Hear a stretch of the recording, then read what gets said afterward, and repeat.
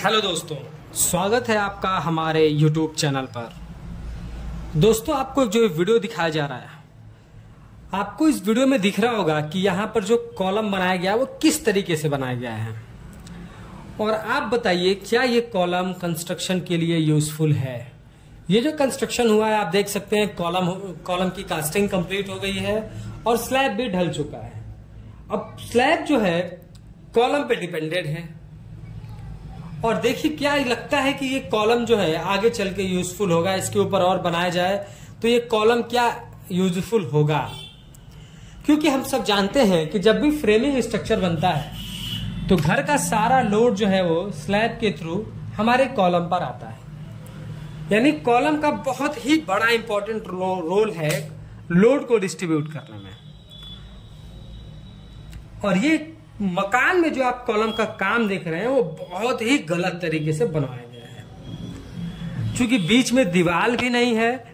दीवार का तो बहुत बड़ा रोल नहीं है क्योंकि यहाँ पर फ्रेमिंग स्ट्रक्चर हो रहा है, लेकिन अगर कहीं कहीं पर सेमी फ्रेमिंग स्ट्रक्चर होता है कि कॉलम और दीवार दोनों पे लोड रखा जाता है, तो यहाँ पर तो दीवार भी बीच में नहीं है।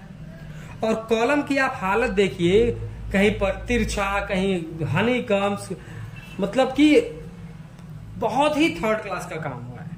कहीं पर साइज भी इसका 8, जहां पर आप जॉइंट देख रहे हैं वहां पर एक जगह कॉर्नर में साइज इसकी एक तरफ से दबी हुई है, साइज बस 8 इंच ही है।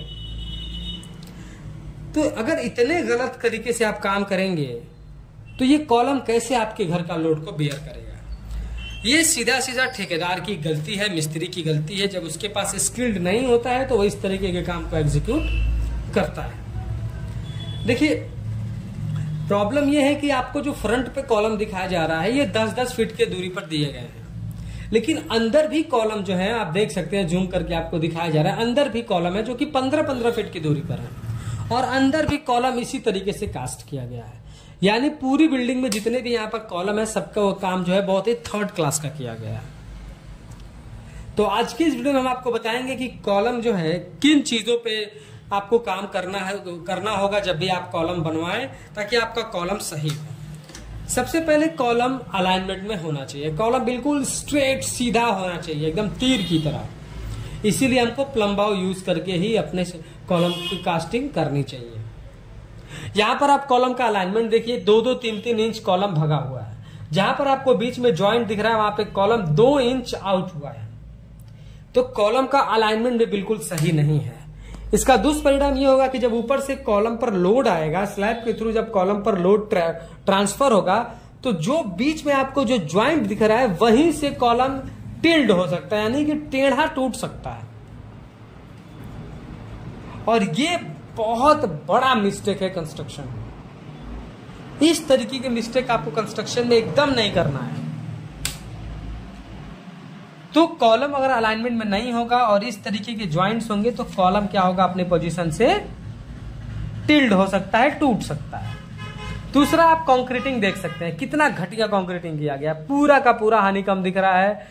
कॉलम का कंक्रीट बाहर आया हुआ है, मतलब एकदम थर्ड क्लास का काम हुआ है। कंक्रीटिंग आपको कॉलम की एक बार में करनी है और अच्छी तरीके से करनी है। आपसे कहा जाता है कि आप कॉलम की कास्टिंग कम से कम एक बार में 4 फीट करें, नहीं तो फिर आप 10 फीट का भी कॉलम कास्ट कर सकते हैं। उसके लिए आपको कॉलम पोर करने के लिए, कंक्रीटिंग करने के लिए आपको जो आरएमसी आती है उसका यूज करना होगा और बिल्कुल नीचे से उसके कैप को ला करके आपको कंक्रीटिंग करनी होगा। क्योंकि अगर कंक्रीट को अगर आप 1.5 मीटर की ज्यादा हाइट से ऊपर से फेंकते हैं तो उसमें सेग्रीगेशन होता है। जो भी उसमें हमारे कंक्रीट के जो भी हमारे एलिमेंट होते हैं, सीमेंट, सैंड, एग्रीगेट में सेग्रीगेशन होता है और स्ट्रेंथ की कमी आने लगती है। तो बहुत हाइट से भी नहीं देना, इसलिए कहा जाता है कि आप 4 फीट का कॉलम एक बार में कास्ट करें। लेकिन यहाँ पर तो 6 इंच का ही कॉलम कास्ट किया गया, वो भी सेंटर में। अगला मिस्टेक इसमें है कि इसमें शटरिंग नहीं की गई है। कॉलम कास्ट करने का सबसे इंपॉर्टेंट ये भी होता है कि आपको प्रॉपर शटरिंग करनी है, प्लम्बाउ चेक करना है। यहाँ पर शटरिंग बहुत ही थर्ड क्लास की गई है।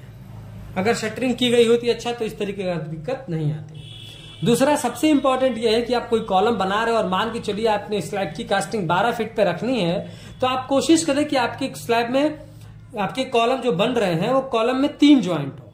अगर आप 4-4 फीट का कॉलम कास्ट करते हैं, 12 फीट की हाइट पर जाएंगे तो कॉलम में ज्वाइंट सिर्फ 3 आएगा। यानी कि कॉलम में नंबर ऑफ ज्वाइंट आपको मिनिमम रखना है एज सुन एज पॉसिबल। जितना आपको कम कर सकते हैं उतना कम आपको कॉलम में ज्वाइंट्स रखने होते हैं।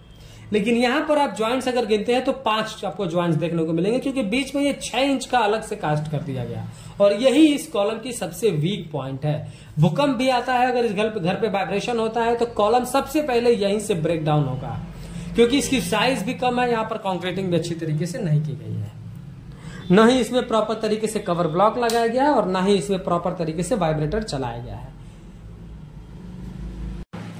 मिस्टेक सबसे बड़ी आपको ये देखने को मिलेगी कि जो स्लैब बीम है, आप जरा उस पर भी नोटिस करिए, उसको सिर्फ 6 इंच रखा गया है, जबकि स्लैब बीम आपको मिनिमम 9 इंच रखना है, उससे छोटा नहीं रखना है। तो यहां पर एक ये भी मिस्टेक करी गई है। दोस्तों वीडियो पसंद आया हो तो प्लीज वीडियो को लाइक करें, और अगर चैनल पर नए हैं, कंस्ट्रक्शन से रिलेटेड ऐसे ही इंफॉर्मेटिव वीडियोज इन फ्यूचर देखना चाहते हैं तो प्लीज चैनल को सब्सक्राइब करके बेल नोटिफिकेशन को ऑल पर प्रेस कर दें। Thank you.